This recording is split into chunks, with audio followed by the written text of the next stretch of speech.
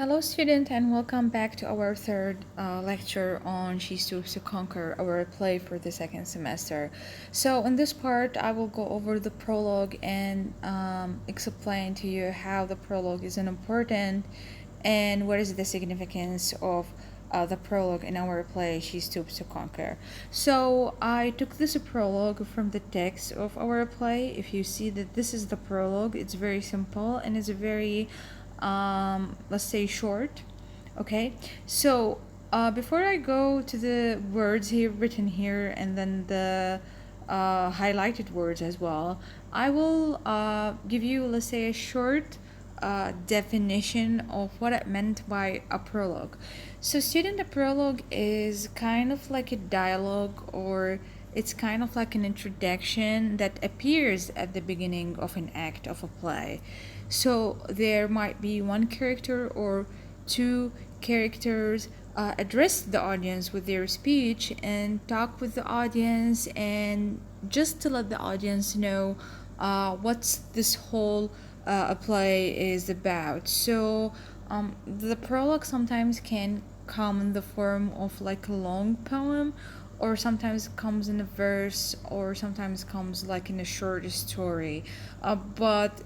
The main important thing, or let's say the main point of this prologue, is to let the audience understand, let's say, or to summarize what will happen in the play. So our prologue here in She Stoops to Conquer. So the prologue in She Stoops to Conquer was written by David Garrick. So it was written by, David Garrick in 1717. And David Garrick, he was the manager of Covent Garden's rival patent house in Drury Lane. Okay, and Garrick, he was one of the finest actors of his day, and he was a friend also of Samuel Johnson, and some people said that Johnson himself is the one who kind of like persuaded David Garrick to write this a prologue. Okay, so the prologue was spoken by a comic actor. So there is two things. The prologue was written by David Garrick, and then it was spoken, which means at the stage, staged in front of the audience. Someone, let's say a comic actor, address the audience or speak this prologue in front of the audience. Okay, and the comic actor is called Edward Woodward. Okay, Edward Woodward. So he was the one who rejected the role of Tony Lumpkin. There are a couple of roles in the play, and they assign each one of the roles to different actors, but this kind of actor, this comic actor, Edward Woodward, rejected the role of Tony Lumpkin. He didn't want to perform the role, okay, because he believed that it will, the role would be a failure. Okay, so this comic character, he dressed in black, okay, and mourning the comic muse who lies dying. So Sidon, this character is holding a handkerchief in his to his eyes, and he was mourning the comic muse, or he's mourning the comedy, because they believe that the comedy is dying. Okay. Okay, if we go back to the prologue, let's see here in the blue, okay, in the yellow color, the comic muse, long sick, is now dying, and if she goes, my tears will never stop. For as a player, I cannot squeeze out one drop. I am undone, that soul shall lose my bread. I'd rather, but that's nothing, lose my head. When the sweet maid is laid upon the bier, shudder and I shall be chief mourns here. So do you see here, students? So this is written in verse, okay? And the comic muse, what he means by that, because the comedy, okay, the laughing comedy is dying, okay? And then let's come here to the main thing in the, okay, so the gist of the argument, which means the main point of this whole the main point of this whole prologue is that the laughing comedy, do you remember the laughing comedy, okay, is a dying, okay? And the laughing comedy used to give amusement and laughter to the audience is now dying and is being replaced by a sentimental comedy, okay? Sentimental comedy is really a form of a serious comedy, okay? It's not like a laughing comedy, and it involves emotional thing. Let's say it demands emotional emotions on the spectators, okay? So if this type of comedy gains the stage, so if the sentimental comedy is gonna be performed on the stage, then this actor, he's talking to himself and said that Woodward and Edward himself will no longer be working. They will be out of work because they cannot perform sentimental comedy. They only can perform laughing comedy. Okay, so Woodward makes an attempt. So he's trying to do some acts from sentimental comedy to see himself if he can do it. So he tried to imitate a sentimental perform, okay, in a few lines from a sentimental comedy, but he realized that he cannot do that. It's not good for him because he's not, let's say, accustomed to do such a lines. He's more related to laughing comedy, okay.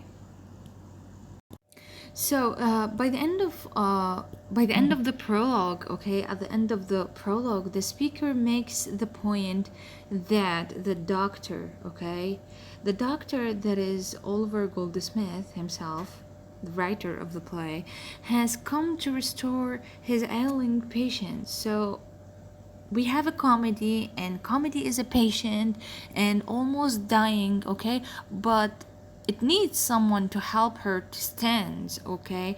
So the one who can do that is Oliver Goldsmith, and he's gonna do that by giving her 5 potions, which means 5 acts, okay, or 5 drafts. Do you see this, students? There is a lot of use of metaphor in here, okay? So and also a personification. So comedy is treated as if she's a woman, okay, and she's so tired and she's so sick, and the one who gonna help her, the doctor, or let's say the physician, is Oliver Goldsmith, okay. How is he gonna help her? He gonna help her through 5 potions, which means 5 cure, okay, or let's say medicine. He gonna give her medicine. And why 5? Because she stooped to conquer is 5 acts. Do you see? This is corresponding to the play, to the 5 acts of the play, okay. He will try to revive the comedy. So the prologue is presented in the form of an extended metaphor, okay. So the true comedy is the patient that is dying, okay. Dying, why? Because sentimentalism is gonna be on a stage, performed on a stage, okay. So Goldsmith is the physician who will restore her, and the audience later will decide whether the doctor is truly well qualified or not. Do you see how beautiful is this? Let's go to the prologue and see, okay. Do you see these lines? A doctor comes this night to show his skill, to cheer her heart and give your muscles motion.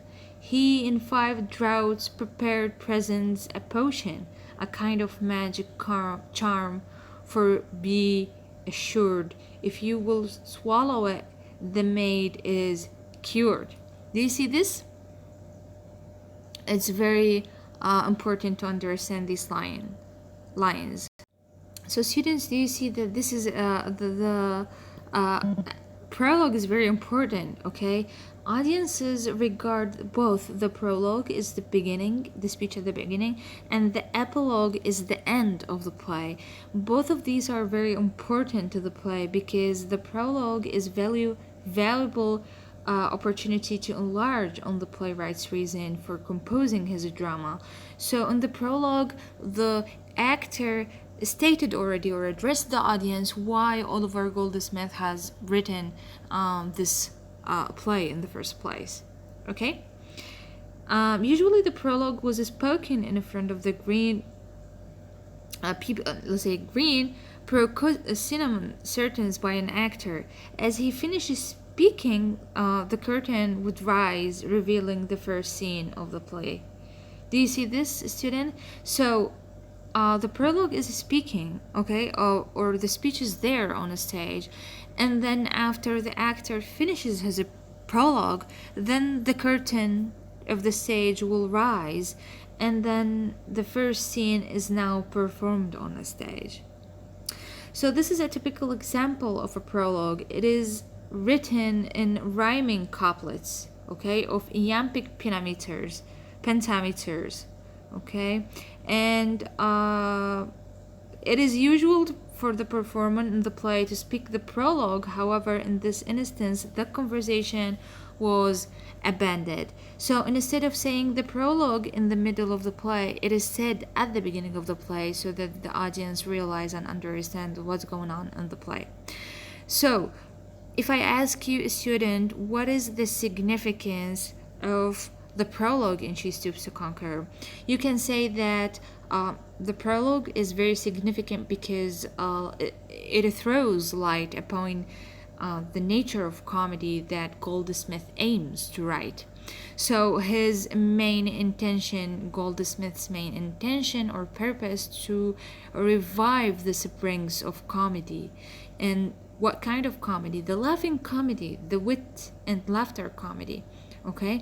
And then get rid of the dreadful sentimental comedies that was causing a true damage to the let's say a pure comic spirit.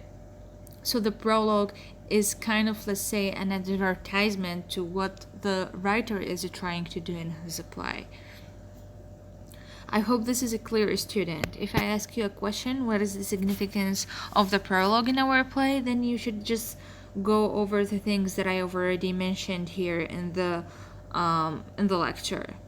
I hope this is a clear, student. For the next lecture, I will go over Act 1 and Act 2 and then describe them in details and try to analyze the events in the play. Stay home, please, students, and be safe. Thank you.